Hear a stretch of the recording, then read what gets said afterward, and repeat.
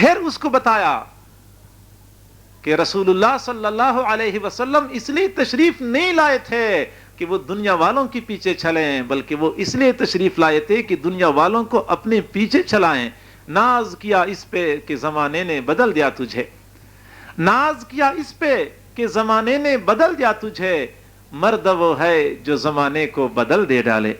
کمال یہ تو نہیں ہے کہ بندہ زمانے کے ساتھ قدم سے قدم ملا کے چلے، کمال تو اصل میں یہ ہے کہ بندہ زمانے کو اپنے پیچھے چلائے۔ ہمارے اس معاشرے کے اندر کئی سارے محققین قسم کے بندے، کئی سارے دانشور جو بنے پھرتے ہیں، یہ ڈاکٹر ہے، یہ پروفیسر ہے، چینلوں پہ، انٹرنیٹ پہ اور میڈیا کے اوپر جو دین کے محقق بنے پھرتے ہیں، دین کے داعی بنے پھرتے ہیں، وہ بھی عام طور پہ یہی مغالطہ لوگوں کو دیتے رہتے ہیں۔ اپنے اندر کمی ہوتی ہے، حضور علیہ الصلوۃ والسلام کی سنت سے بالکل یکسر محروم ہوتے ہیں۔ اگر ان سے کوئی بندہ بات کرے کہ آپ تو سنتوں سے محروم ہیں اور آپ نے تو وضع قطع غیروں کی اختیار کی ہوئی ہے، تو وہ فوراً یہی بات کرتے ہیں کہ اس وقت ماحول ایسے تھا اس لیے حضور نے ایسا ہی اختیار کیا ہوا تھا، آج چونکہ ماحول ایسا ہے تو لہٰذا ماحول کے ساتھ ایسا ہی سب کچھ اختیار کرنا پڑتا ہے، اپنی طرف کمی کی نسبت نہیں کرتے۔ معزز سامعین، یہ جو چینلوں کے اوپر بڑے بڑے دانشور بنے پھرتے ہیں، حقیقت میں دین کا حلیہ بگاڑنے والے ہیں، دین کے اندر زبردست تحریف کرنے والے ہیں۔ ہم نے اگر دین سیکھنا ہے، جائیں مسجدوں کے اندر، آپ کے محلے میں مسجد موجود ہے، وہاں مولانا صاحب موجود ہوں گے، آپ کے شہر کے اندر مدرسہ موجود ہے، وہاں مفتی صاحب موجود ہوں گے، آپ مفتی کے پاس جائیں، مصلی کے وارث جو علماء ہیں، یہ ملا، ان کے پاس جائیں، یہ آپ کو صحیح دین سکھا سکتے ہیں، حضور علیہ الصلوۃ والسلام کی صحیح تعلیمات آپ کو بتا سکتے ہیں۔ اگر آپ چینل سے، آپ انٹرنیٹ سے دین کا علم حاصل کرتے ہیں، آپ تو یہ سمجھتے ہیں کہ بڑی معلومات مجھے مل رہی ہیں، اور وہ انگریزی بڑی اچھی بول لیتا ہے، زبردست دلیل، میں تو اس کو اس لیے سنتا ہوں کہ انگریزی بڑی اچھی بول لیتا ہے، جیسا کہ ہمارا یہ دین انگریزی میں نازل ہوا ہے، اس لیے جو بندہ انگریزی اچھی بولتا ہے تو ہم اس کو شوق سے سنا کریں۔ کئی مرتبہ کہتے ہیں کہ وہ قرآن سے باہر وہ نکلتا ہی نہیں ہے، صرف قرآن کی بات کرتا ہے، اور وجہ یہ ہوتی ہے کہ اگر یہ قرآن سے نکلے حدیث کی طرف جائے تو حدیث تو بندے کو پابند کر دیتی ہے۔ قرآن چونکہ مجمل ہے، اپنی مرضی کے مطابق جیسے وہ چاہیں تشریح کر دیں، اگر حدیث کی بات کریں پھر حدیث میں تو اپنی مرضی چلا نہیں سکتے، اس لیے وہ صرف اور صرف قرآن کی حد تک محدود رہتے ہیں، تو ان سے ہمیں دین حاصل نہیں ہونا۔ معزز سامعین، آپ میں سے کسی بندے نے کسی ایسے بندے کو نہیں دیکھا ہوگا کہ جو پہلے بے نمازی تھا اور چینل سے دین حاصل کر کے وہ نمازی بن گیا۔ پہلے اس نے داڑھی نہیں رکھی ہوئی تھی اور چینل کو سن کے اس نے پھر بعد میں داڑھی رکھ لی، یا کوئی خاتون مسلمان بہن پہلے بے پردہ ہوتی تھی، چینل پہ کسی دانشور کو سنا اور وہ پردہ کرنے والی بن گئی۔ ہاں، آپ لوگوں نے یہ تو سنا ہوگا کہ ایک خاتون جو بالکل پہلے با پردہ رہا کرتی تھی، سر کے بالوں سے لے کے پاؤں کے ناخنوں تک اپنے آپ کو ڈھانپ کے رکھتی تھی، لیکن چینل پہ غامدی کو سنا تو اس نے آرام سے چہرے کا پردہ چھوڑ دیا اور آہستہ آہستہ اس کا لباس کم سے کم تر ہوتا گیا۔ کئی مرتبہ آپ نے دیکھا ہوگا ایک بندہ جو بھرپور داڑھی تھی، سنت کے عین مطابق وہ چینل پہ سننا شروع کر دیا کسی محقق کو، تو داڑھی چھوٹی کروا لی، اس کے بعد پھر اور چھوٹی کروا لی، حتیٰ کہ وہ سنت سے محروم ہو گیا۔ تو لہٰذا ہمارے اوپر یہ الزام ہے کہ مولوی تنگ نظر ہوتے ہیں، یہ کسی کو برداشت نہیں کرتے، یہ سمجھتے ہیں کہ صرف ہم دین کے ٹھیکیدار ہیں اور ہمارے علاوہ کوئی اور بندہ دین کو بیان نہیں کر سکتا اور دین کی کوئی بات کر نہیں سکتا۔ حقیقت یہی ہے کہ یہ الزام علماء کے اوپر لگایا جاتا ہے، لیکن آپ بات سمجھ لیں کہ اگر کوئی بندہ دین کی صحیح تصویر لوگوں کے سامنے پیش کرتا ہے، دین کی صحیح تشریح کرتا ہے، علماء کبھی بھی اس کے اوپر اعتراض نہیں کرتے، لیکن اگر کوئی بندہ دین کو بگاڑ کے لوگوں کے سامنے پیش کرتا ہے، علماء اپنا دینی فریضہ سمجھتے ہیں تنقید کرنا، اس کے بارے میں لوگوں کو بتانا۔ اور اگر آپ یہ کہتے ہیں کہ علماء کسی اور کو برداشت نہیں کرتے، یہ تنگ ظرف ہوتے ہیں، تنگ نظر ہوتے ہیں، تو سمجھ لیں کہ حضور علیہ الصلوۃ والسلام ویسے تو بڑے وسیع حوصلے والے تھے، بڑے وسیع ظرف والے تھے، لیکن دین کے حوالے سے وہ بھی بڑے غیور تھے، کسی قسم کا لچک وہ برداشت نہیں کرتے تھے۔ حضرت عمر فاروق رضی اللہ تعالیٰ عنہ ایک مرتبہ کہیں سے تورات کے چند ورقے حاصل کر لیے اور حضور علیہ الصلوۃ والسلام کی خدمت میں حاضر ہو گئے۔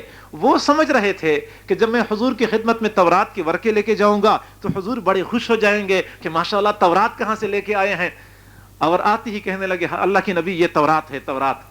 حضور نے التفات نہیں فرمایا. حضرت عمر فاروق رضی اللہ تعالیٰ عنہ نے اسی مجلس میں بیٹھ کے تورات کو پڑھنا شروع کر دیا. ورق الٹ رہے تھے, مطالعہ کر رہے تھے, اور حضور علیہ الصلوۃ والسلام کے چہرے کے اوپر غصے اور غضب کے اثرات ظاہر ہو رہے تھے. حضرت سیدنا صدیق اکبر رضی اللہ تعالیٰ عنہ حضور علیہ الصلوۃ والسلام کے مزاج شناس تھے, چہرے کی کیفیات کو دیکھ کے معلوم کرتے تھے. تو حضرت عمر فاروق کو فرمایا کہ عمر, تجھے تیری ماں روئے, حضور علیہ الصلوۃ والسلام کے چہرے کی طرف نہیں دیکھتا. آپ علیہ الصلوۃ والسلام کے چہرہ انور کے اوپر کیسے جلال کی کیفیت طاری ہو چکی ہے. جب حضرت عمر فاروق نے دیکھ لیا تو فوراً دوزانہ ہو کے بیٹھ گئے, تورات کے ورقے ایک سائڈ پہ رکھ لیے اور عرض کیا, رضیت باللہ ربا وبالاسلام دینا وبمحمد نبیا. میں اس بات پہ راضی ہوں کہ اللہ میرا رب ہے اور اسلام میرا دین ہے اور حضور علیہ الصلوۃ والسلام ہمارے رسول ہیں. حضرت عمر فاروق کے اس قول کا مقصد یہ تھا کہ تورات کا مطالعہ جو میں کر رہا تھا یہ اس وجہ سے نہیں تھا کہ میں دین اسلام کے اوپر مطمئن نہیں تھا یا آپ کی رسالت کے اوپر مطمئن نہیں تھا. نہیں, مجھے الحمدللہ 100% اطمینان ہے, مجھے کسی قسم کا شک اور شبہ اور تشنگی باقی نہیں ہے. حضور صلی اللہ علیہ وسلم نے جلال کے عالم میں فرمایا, تم اس وقت تورات کا مطالعہ کرتے ہو, قسم ہے اس پروردگار کی جس کے قبضہ قدرت میں میری جان ہے, اگر اس وقت حضرت موسیٰ علیہ السلام بھی بالفرض و تقدیر تشریف لائیں تو ان کو بھی میری اتباع کے سوا کوئی اور چارہ نہیں ہوگا. تو آپ علیہ الصلوۃ والسلام کو آپ تنگ ظرف کہیں گے, تنگ نظر کہیں گے کہ اگر کوئی صحابی تورات کا صرف مطالعہ کرے تو آپ علیہ الصلوۃ والسلام وہ بھی برداشت نہیں کر رہے. تو دین کے حوالے سے حضور علیہ الصلوۃ والسلام بڑے غیور تھے اور آپ علیہ الصلوۃ والسلام کے حقیقی جانشین, حقیقی وارث بھی اسی غیرت اور حمیت کا مظاہرہ کرتے رہتے ہیں. تو اگر وہ یہ کہتے ہیں کہ یہ دانشور, یہ محقق اور یہ پروفیسر اور ڈاکٹر قسم کے لوگ جو دین کا حلیہ بگاڑ کے ہمارے سامنے پیش کرتے ہیں, تو یہ لوگ خاموش رہیں گے؟ یہ خاموش نہیں رہ سکتے. یہ وہ دین ہے جو ہمارے تک پہنچانے کے لیے حضور علیہ الصلوۃ والسلام نے پتھر کھائے تھے, آپ علیہ الصلوۃ والسلام نے اپنا مقدس خون بہایا تھا, آپ علیہ الصلوۃ والسلام نے اپنے دندان مبارک شہید کروائے تھے.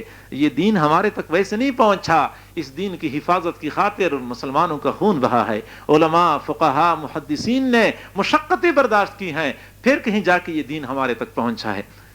تو یہ حضرات اپنی طرف کمی کی نسبت نہیں کرتے کہ میرے اندر کمی ہے, میرے اندر کمزوری ہے, میں حضور علیہ الصلوۃ والسلام کی سنت کو نہیں اپنا سکتا, بلکہ وہ ایسی تعویل کرتے ہیں کہ ان کے اوپر کوئی بات نہ آئے. وہ کہتے ہیں کہ اس وقت کے ماحول کا حصہ تھا, تہذیب کا حصہ تھا, اس لیے آپ علیہ الصلوۃ والسلام نے یہ طریقہ اختیار کیا تھا. آج چونکہ سلسلہ بدل چکا ہے تو لہٰذا ہمیں بدلتے حالات کے ساتھ بدلنا پڑے گا. کئی سارے احباب یہ بات کرتے ہیں کہ اصل تو دل کے اندر حضور علیہ الصلوۃ والسلام کی محبت ہونی چاہیے, ظاہر کا کیا اعتبار. اگر حضور علیہ الصلوۃ والسلام کی محبت دل میں موجود ہوتی تو اپنے ظاہر کو حضور کی طرح آپ ضرور بنا دیتے.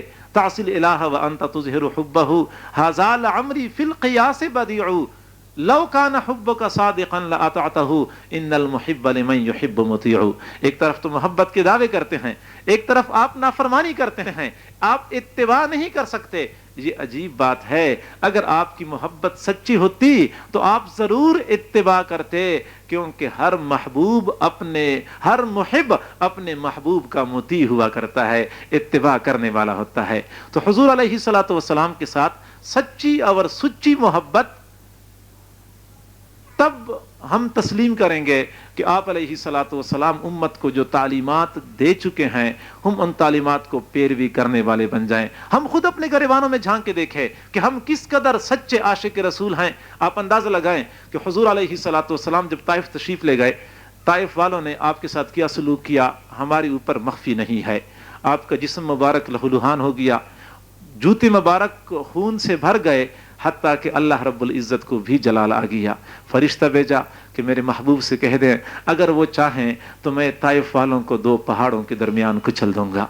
حضور صلی اللہ علیہ وسلم نے اس وقت بھی طائف والوں کو دعا دی, اللہم اہد قومی فانہم لا یعلمون. اللہ میری قوم کو ہدایت دے دے, میری قوم جانتی نہیں ہے. میری قوم جانتی نہیں ہے. طائف والوں کو بد دعا نہیں دی, ان کے بارے میں کوئی انتقامی جذبات کا اظہار نہیں فرمایا. کیوں؟ وہ تو تمام جہانوں کے لیے رحمت بنا کر بھیجے گئے تھے. اب رحمتوں کا تقاضا یہ تھا کہ جو آپ کو پتھر ماریں ان کے لیے بھی آپ دعا فرمائیں.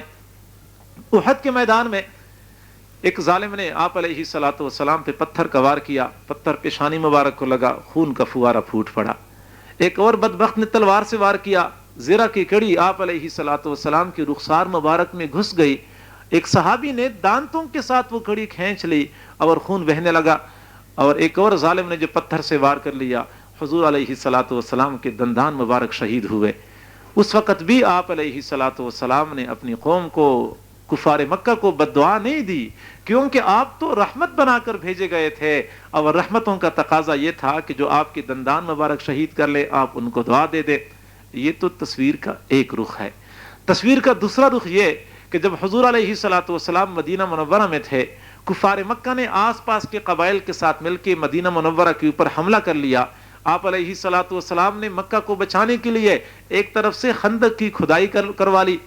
کفار مکہ آئے اور خندق کے پاس خیمے لگا لیے اور حضور علیہ الصلوۃ والسلام کو صحابہ کرام کے ہمراہ محصور کر لیا. زبردست تیر اندازی کرتے رہے. ایک وقت ایسا بھی آیا کہ آپ علیہ الصلوۃ والسلام عصر کی نماز نہیں پڑھ سکے. عصر کی نماز قضا ہو گئی. آپ نے ٹھنڈی آہ کھینچی. بخاری شریف کی روایت ہے, حضور علیہ الصلوۃ والسلام نے فرمایا, ملا اللہ بیوتہم وقبورہم نارا حبسونا عن الصلاۃ. اللہ کفار کے گھروں کو, کفار کی قبروں کو آگ سے بھر دے, انہوں نے ہمیں نماز نہیں پڑھنے دی. محبوب, آپ تو سراپا رحمت بنا کر بھیجے گئے تھے, آپ اتنے جلال میں کیسے آ گئے؟ اتنی شدید بد دعا. اللہ ان کفار کی گھروں کو آگ سے بھر دے, ان کی قبروں کو آگ سے بھر دے, انہوں نے ہمیں نماز نہیں پڑھنے دی. حقیقت بھی یہی ہے کہ طائف کے موقع پہ تو آپ علیہ الصلوۃ والسلام کا اپنا خون بہایا گیا تھا. اپنے خون کی خاطر آپ نے بد دعا نہیں دی. احد کے میدان میں تو آپ کے دندان مبارک شہید کیے گئے تھے, آپ نے اپنے دندان شہید کرنے والوں کو بد دعا نہیں دی.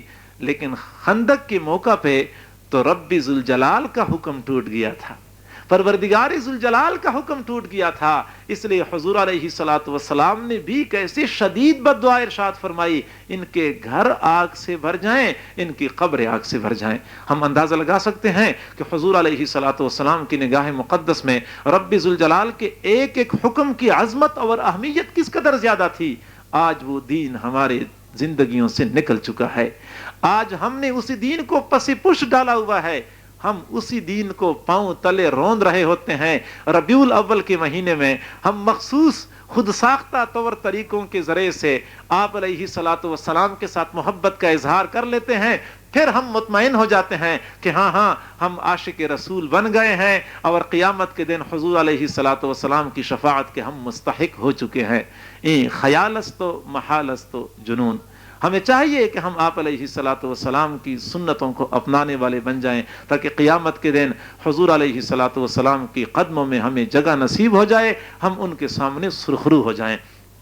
تو میں بات یہ عرض کر رہا تھا کہ ہم کم از کم اپنے ظاہر کو تو بنا سکتے ہیں, نقل تو ہم اتار سکتے ہیں, نقل ہم اپنائیں گے, یہ نقل پروردگار ذوالجلال اصل میں تبدیل کر دے گا. جو بندہ اپنے ظاہر کو حضور علیہ الصلوۃ والسلام کی سنتوں سے آراستہ و پیراستہ کر لیتا ہے, اس کی بڑی برکتیں ہوتی ہیں. حضرت ابو محذورہ رضی اللہ تعالی عنہ, یہ حضور علیہ الصلوۃ والسلام کے جلیل القدر صحابی ہیں اور مسجد حرام کے مؤذن مشہور ہیں. آپ علیہ الصلوۃ والسلام ایک مرتبہ تشریف لے جا رہے تھے, ایک جگہ پہ پڑاؤ ڈالا. حضرت بلال رضی اللہ تعالیٰ عنہ آذان دے رہے تھے. قریب کے قبیلے کے چند بچے حضرت بلال کی آذان کی نقل اتار رہے تھے. حضور علیہ الصلوۃ والسلام نے دیکھا, بچوں کو بلایا, کچھ بچے تو بھاگ گئے. حضرت ابو محذورہ عمر میں بڑے تھے, بھاگنا اپنی شان کے خلاف سمجھا, وہیں پہ کھڑے رہے. آپ علیہ الصلوۃ والسلام نے فرمایا کیا کر رہے تھے؟ اس نے کہا ہم نقل اتار رہے تھے. پوچھا کس طرح نقل اتار رہے تھے؟ پہلے تو وہ بچہ ڈر رہا تھا, لیکن جب آپ علیہ الصلوۃ والسلام نے بار بار فرمایا کہ کس طرح نقل اتار رہے تھے، جب ابو محذورہ رضی اللہ تعالیٰ عنہ نے حضرت بلال کی آذان کی نقل اتارنی شروع کر دی، جب اشہد اللہ الہ الا اللہ اشہد اللہ الہ الا اللہ کہا، پھر خاموش ہو گئے۔ آپ علیہ الصلوۃ والسلام نے فرمایا کہ آگے پڑھو۔ آگے کس طرح نقل اتار رہے تھے؟ آگے وہ بچہ اس لیے نہیں پڑھتا کہ حضور علیہ الصلوۃ والسلام کی رسالت کا اقرار ہے اور وہ تو ان کے عقیدے کے خلاف ہے، تو آپ علیہ الصلوۃ والسلام نے جو بار بار فرمایا کہ آپ آگے پڑھیں، تو اس بچے نے پڑھا اشہد ان محمد الرسول اللہ۔ پھر آپ علیہ الصلوۃ والسلام نے فرمایا کہ اب جائیں اپنا کام کریں۔ تب بچے نے کہا کہ اب میں کہاں جا سکتا ہوں؟ اب تو میں نے جن کا کلمہ پڑھا ہے ان کے ساتھ جاؤں گا۔ اور جب حضور علیہ الصلوۃ والسلام نے مکہ مکرمہ فتح کرنے کے بعد مسجد حرام میں مؤذن متعین کرنا چاہا تو نگاہ انتخاب حضرت ابو محذورہ کے اوپر پڑ گئی۔ وہ ابو محذورہ جو حضرت بلال کی آذان کی نقل اتار رہے تھے، متواتر 60 سال تک مسجد حرام میں آذانیں دیتے رہے۔ تیرے محبوب کی یارب شباہت لے کے آیا ہوں، تیرے محبوب کی یارب شباہت لے کے آیا ہوں، حقیقت اس کو تو کر دے، میں صورت لے کے آیا ہوں۔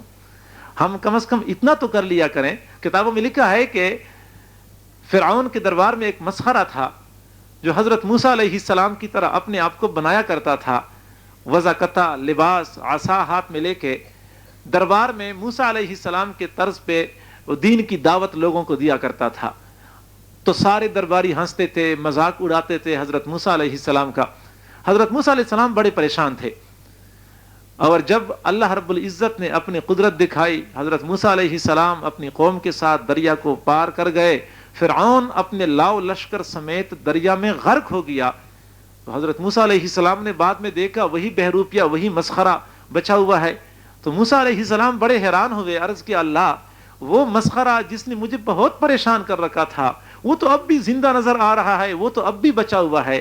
تو پروردگار ذوالجلال نے فرمایا کہ ہاں، وہ آپ کا مذاق تو اڑایا کرتا تھا، آپ تو پریشان تھے ان سے، لیکن میں نے تو فرعون کو، اس کے لاؤ لشکر کو تو غرق کر دیا، لیکن میری رحمت گوارا نہیں کر رہی تھی کہ میں اس بندے کو ہلاک کر دوں جس کی ظاہری شکل و صورت آپ کی طرح تھی۔ تو ظاہری شکل و صورت کی وجہ سے بھی کئی مرتبہ رب ذوالجلال کی رحمتیں متوجہ ہو جاتی ہیں۔ حضور علیہ الصلوۃ والسلام نے فرمایا من تشبہ بقوم فہو منہم، جو کسی قوم کی مشابہت اختیار کرتا ہے حشر اسی قوم کے ساتھ ہوگا۔ اگر بندہ آپ علیہ الصلوۃ والسلام کی مشابہت اختیار کرتا ہے، ان کی طرح طور طریقے اپناتا ہے، تو قیامت کے دن محبوب علیہ السلام کے ساتھ حشر ہوگا۔ اگر غیروں کے طور طریقے اپناتے ہیں تو خطرہ اس بات کا ہوتا ہے کہ حشر پھر انہی کے ساتھ ہو جائے۔ بخاری شریف کی روایت ہے، حضور علیہ الصلوۃ والسلام ایک مرتبہ قبرستان تشریف لے گئے، وہ راوی فرماتے ہیں کہ آپ علیہ الصلوۃ والسلام نے بڑا بلیغ وعظ ارشاد فرمایا، لوگوں کے دل ہل گئے، لوگوں کی آنکھیں بہہ پڑی۔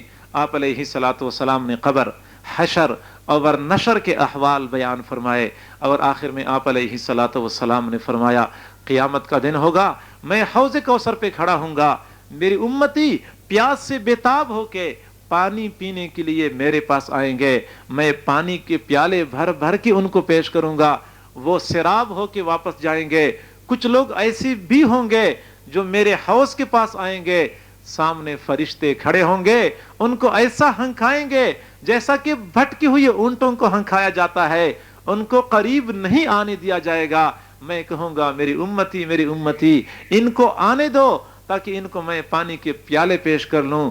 مجھے کہا جائے گا محبوب، آپ کی دنیا سے پردہ فرمانے کے بعد ان لوگوں نے آپ کے طور طریقوں کو چھوڑ کے غیروں کے طریقوں کو اپنایا ہوا تھا۔ حضور علیہ الصلوۃ والسلام فرماتے ہیں میں اس وقت کہوں گا مجھ سے دور رہو، مجھ سے دور رہو۔